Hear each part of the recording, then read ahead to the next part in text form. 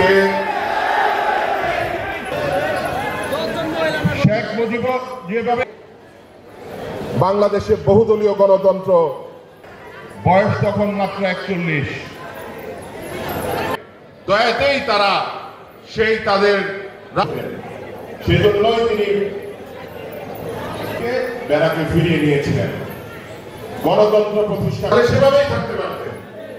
তাহলে কেন বিএনপি ওদের প্রতিষ্ঠা করবে? ৪৪তম শাহাদাত বার্ষিকী ভাবগাম্ভীর্যের সাথে পালন করছে। তারেক রহমান জিন্দাবাদ, দেশনেত্রী বেগম খালেদা জিয়া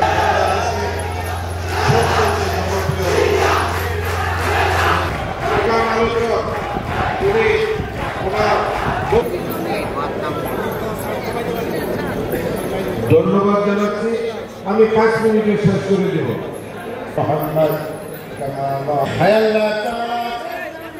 আমরা